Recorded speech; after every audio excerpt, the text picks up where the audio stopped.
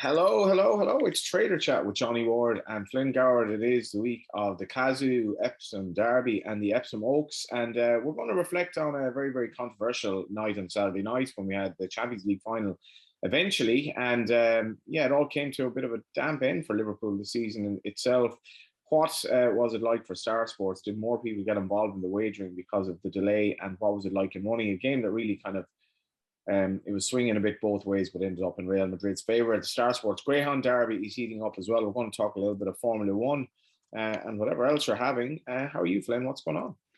Very well, thank you. We had a busy weekend, obviously, with the Champions League final, as you just mentioned, and then loads to look forward to this week. We'll be standing on the track for both days at Epsom, so we'll be there for the Oaks and the Derby.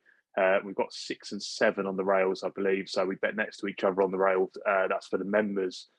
So we'll see you there for both days. Usually, as a punting days in those enclosures, the Friday is actually better than the Saturday. You tend to get a few decent punters there on the Friday. Mainly because Saturday is top hat and tails, whereas Friday isn't. So I guess for the members, they tend to relax a little bit on the Friday. It's a bit more, I say, a little bit more upmarket. But when you're at the top hat and tails, you have to make a bit more of an effort, and it's the smaller bets on the Saturday. But looking forward to getting back on track this week, and loads to talk about. But I guess we need to start with the Champions League final. But it was marred, wasn't it, really, Johnny? And as a Liverpool fan yourself, you have to be disappointed with what happened. Yeah, and when we get to the racing chat, we'll talk about your observations on the Curragh, which were actually extrapolated upon in a Racing Post article, since which were very interesting. So we'll get to that. Yeah, the Liverpool situation. I was at a wedding on Saturday. I was watching it effectively on TV. Didn't really know what was going on. Didn't want to be like on my laptop, or sorry, I didn't want to be on my phone at my table all night. But obviously, it played into our hands because the longer it was delayed, the better chance we had of seeing the game. Obviously, only realised subsequently that it was a complete and utter shit show, and Liverpool fans and many others had to endure a lot of stuff that shouldn't have happened. And in the game itself, I actually laid Liverpool. I just thought that they were getting a bit tired as the season went on. Probably got a bit lucky, really, with that Mane shot. Mane is now leaving. Mane hitting the post in the first half. I think that changes the game. Real just hung on in there and they ended up winning. Yeah, I think you were very unlucky, to be honest. It was just one of those nights. It feels like Real Madrid create those type of games, weirdly. You had against PSG, whoever it was the last day, City. And then against yourself, where they kind of just turn these games into just very, very difficult European games to win. And that's what it felt like for Liverpool. As we were just talking about, I didn't actually watch the game, just being out, but I did manage to see all the highlights, and it was just attack after attack for Liverpool. And you have to be gutted as a Liverpool supporter, albeit towards the start of the season. I can't imagine that you'd be thinking that you would have won 2 trophies with a chance of winning 4. I mean, just crazy to think. In terms of the book for us, Liverpool ended up being a big loser for us. We laid a bet of £70,000 at 10 to 11. That was the biggest bet laid on the final, and that made Liverpool big losers. We had Madrid winning a decent chunk, and the draw obviously being the best result in these type of games. People just want to bet the teams to win rather than the draw. So the draw would have been the best result, but we're certainly not complaining that Real Madrid wouldn't have got it done. From a neutral standpoint, I don't really know who I was supporting in the end, because I didn't really want Liverpool to win, but then I didn't really want Real Madrid to win either, because then you've got all the other rival fans, like your Spurs fans, your Chelsea fans, also wanting Madrid to win. I didn't really want to cheer with them particularly. So I was kind of just bang in the middle in the end, and just wanted to see a good game on the highlights anyway. And even though it was a 1-0, it did look a decent game. Yeah, I was actually saying that in the build up, like a lot of people have warmed to the way Liverpool have sort of kept the season going, especially in the league. But I mean, Real Madrid, it's not like Real Madrid itself is a particularly likable club. But when you see Benzema and Modric, fighting the flames of getting older or whatever, and just doing it, combined age of 72 this year, and doing it so well. And Benzema, having that goal controversially disallowed. He's had an amazing campaign.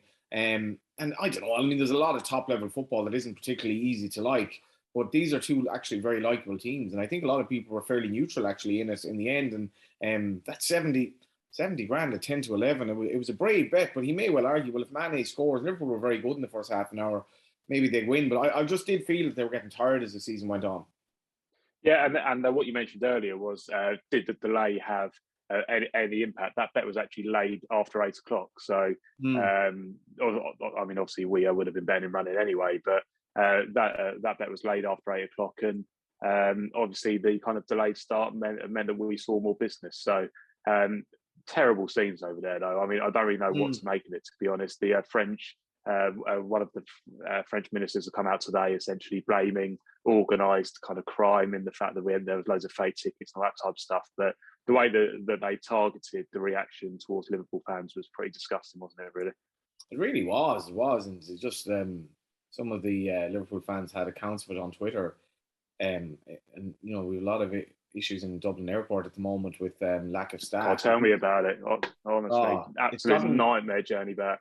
It's gotten a lot worse, Flynn. It's gotten a lot worse, but yeah. So Liverpool fans, it's not like they turned up sort of pissed 5 minutes before kickoff. Fans were there very, very early. I see today there's a lot of talk about fake tickets being issued, but it really, for Liverpool fans who've had experience of Champions League finals, as lucky as they are, this will go down as a very, very forgettable and ultimately very disappointing experience. And the season has kind of petered out a bit for them. I mean, Mane is obviously departing now, and they didn't win either the Champions League or the league, which looked odds on. Definitely both looked odds on at one point or another. And so there it is. They've had an amazing season in one respect, but a kind of an underwhelming one in another as it wraps up. Yeah, exactly. And no celebrations. I know that they're saying this for the last season when they won the league the season before and they couldn't because of COVID and that type of stuff. But the celebrations just felt a little bit muted, didn't they? I know compared to the Man City ones, they were better because the Scouse has come out in full effect. It looks great, but you can still see on the players that they're still just a bit disappointed a day after losing the Champions League final and letting the league slip to a certain extent. I mean, could have got a different result against City, but ultimately, you'd have to say a little bit disappointing for Liverpool. In terms of what it looks like for the Premier League next year, Man City are 4-7, Liverpool in there at 2-1, 16-1 Chelsea, 22 Tottenham, 28 Man United, and then 50-1 Arsenal. So that's how it looks for next year. We have got the World Cup, obviously, not before then because it's a winter one. We're 11-2 Brazil there, 6-1 England, 6-1 France, 8-1 Spain, and 10-1 Argentina, 10-1 Germany as well, and 12 bars. So, albeit the Premier League is behind us, the Champions League is behind us, we have got football to look forward to within the next couple of months anyway. We do indeed, and obviously the League of Ireland going on as we speak. I suppose my main passion, and having a little bit of a break now, but obviously some internationals come up as well. So plenty of football still going on. Let's talk racing now. It's interesting to know, Flynn, that for all Aidan O'Brien's dominance, he hasn't won any of the classics in Ireland or Britain yet. Hasn't really been a factor in them, actually. In fact, Desert Crown is 13-8 favourite for the Derby.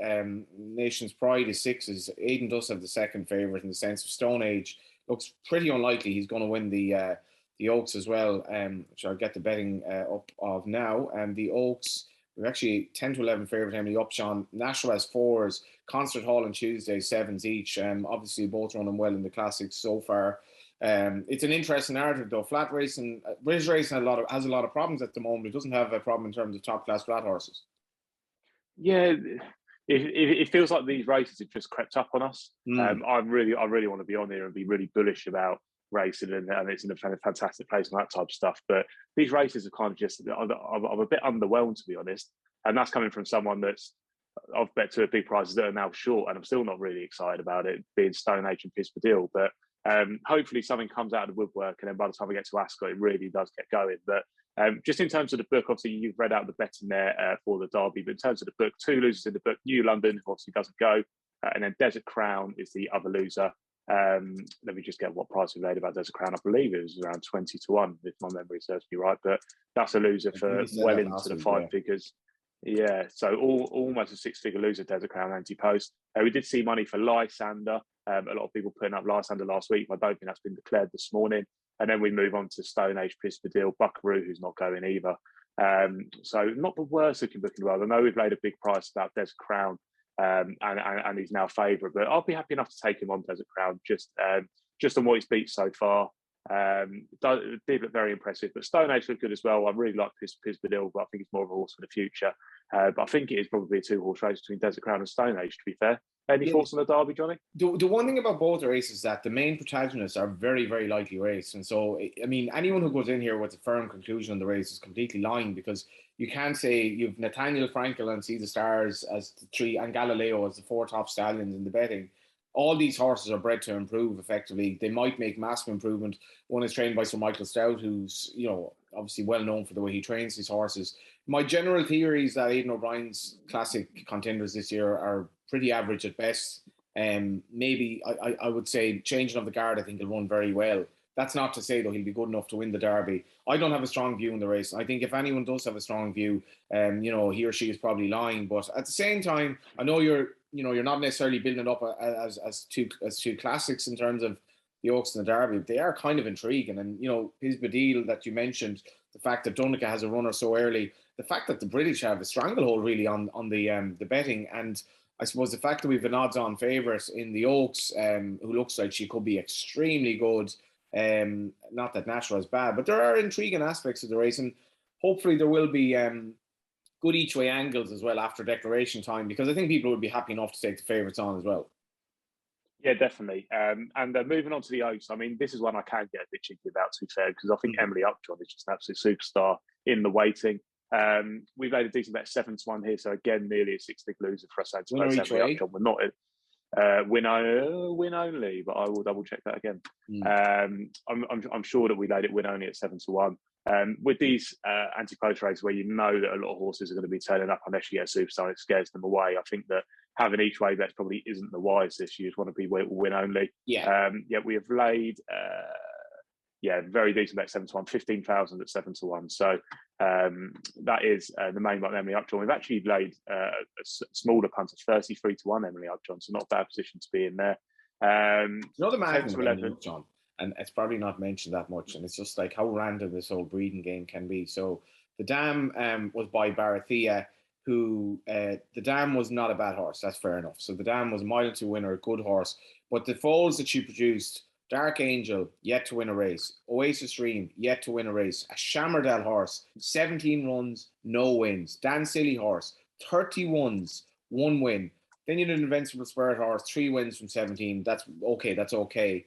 And then you have the hot favourite for the Oaks. Yeah, not your typical way to get there, is it? When you're looking at these type of horses.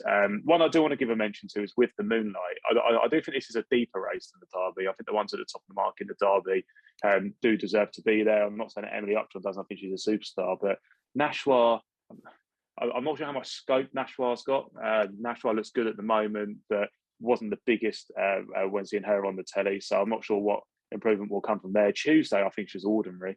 I know that when Tuesday goes up in trip, you can expect more, but I just think that she looked one paced. I thought that With the Moonlight was the one that could be the potential improver here. Charlie Appleby's taken the world by storm at the moment when you're looking at all the classics. Was very, very impressive when winning the Prissy Polly at Newmarket, obviously over 1 mile too. You'd think the step up in trip being by Frankel, and obviously the downside was Dabawi. So should be staying all day. Be some decent horses that day in the pre-body. Dare I say there's a small bit of snowfall about her, like could be just a far, far better 3-year-old. Yeah, possibly. And I just thought she looked great this year. I thought Crenell was a very good horse, and Crenell was beaten into third in that race.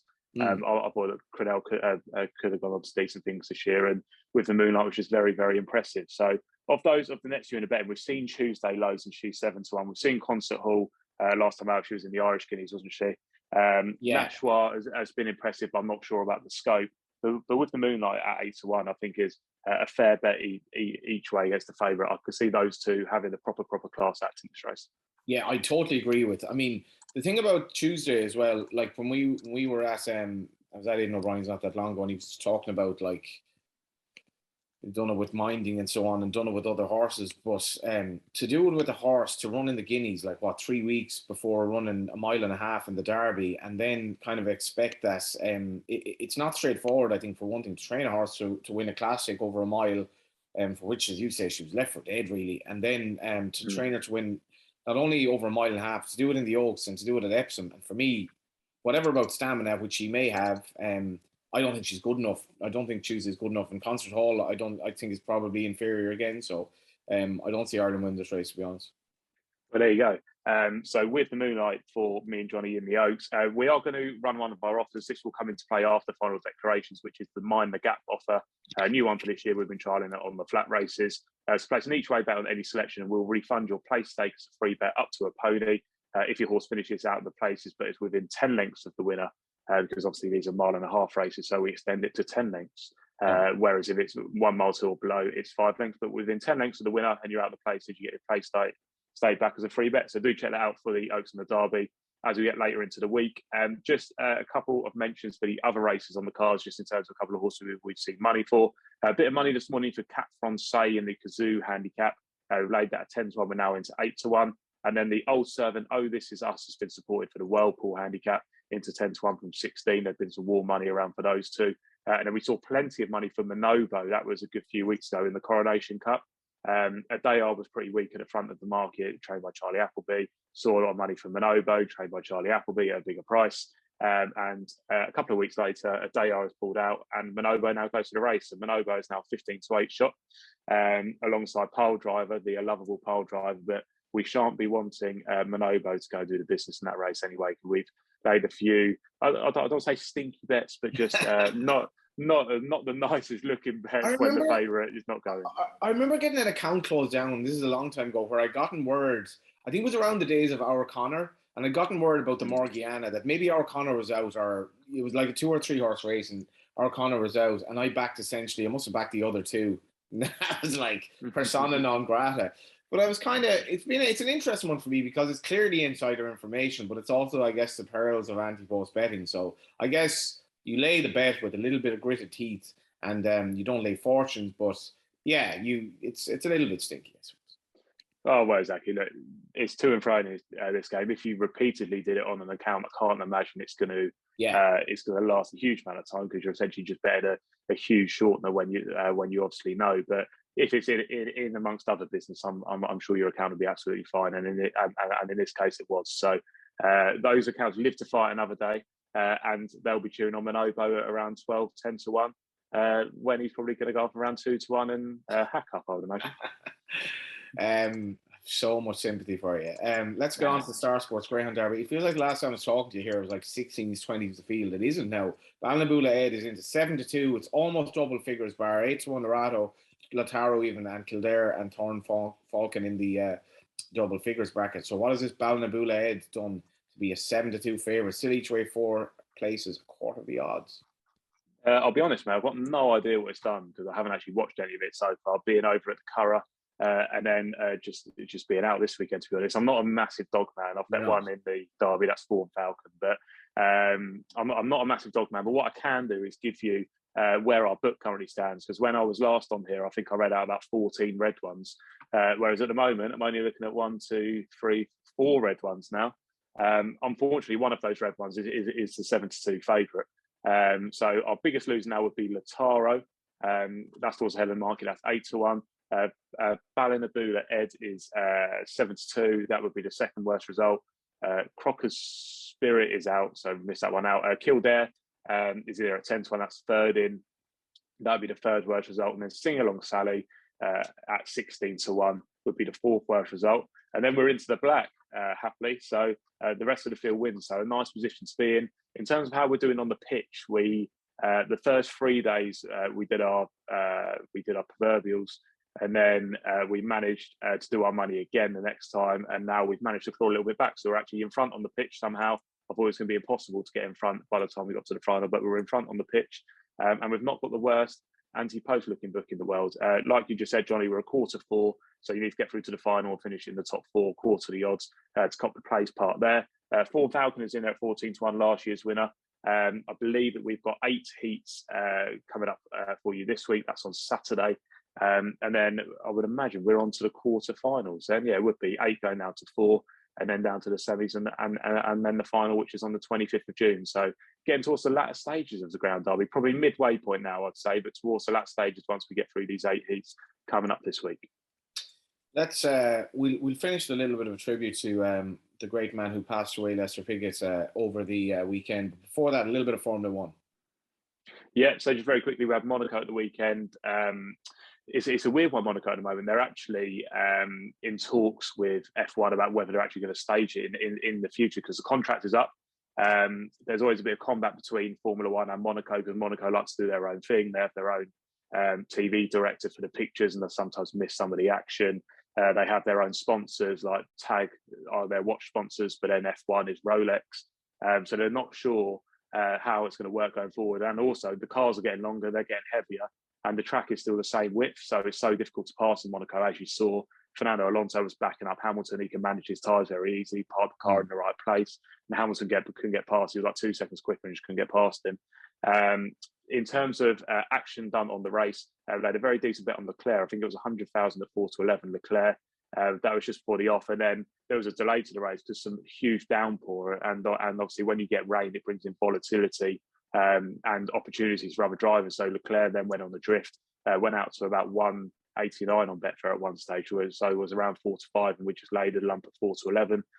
Leclerc was pretty unlucky in terms of strategy, and Sergio Perez managed to get the job done for the Red Bulls, just in terms of the way that they came in and managed to pull off the overcut over the Ferraris. So it was Sergio Perez for the Red Bulls that got the job done for them. Just going to see if we have any updated betting on the Formula One for the outrights in the season. We do indeed. So Max Verstappen's 4-6, Leclerc 13-8. George Russell 16-1, Hamilton 25-1, Perez 25s, and Sainz 50s. Mercedes are making a little bit of a comeback, to be fair. They are starting to get that pace back. They stopped the porpoising, which is the bouncing of the car. So I can see Mercedes making a little bit of a comeback. In terms of the constructors title, Red Bull at 8-11, Ferrari 11-8, and then Mercedes in there at 9. So that's how they bet in the Formula One. Don't forget, we have the 5-second chance offer, so get 50% of your stake back as a free bet if your driver finishes second, beaten under 5 seconds. So that would have copped last week as well, actually, just thinking about it, because I'm sure that Perez wasn't very far clear at all. So do get involved in that offer, and do check out the Formula One site. Obviously, it's a massive growing sport. I know it's massive already, but due to the Drive to Survive and stuff on Netflix, it is becoming more of a betting heat as well. Yeah, and just lastly on the late Lester Piggott, obviously racing lost a true grace. I think my favourite story about Lester is when he lent Willie Carson a tenner, and 2 weeks later, Willie Carson asked for the tenner back, and Lester replied that he hadn't even spent it yet. I like that. I think that kind of summed him up. I met him at the Curragh a few years ago. He used to come into the press room very quietly, never any fanfare, just to watch a race and maybe have a look around.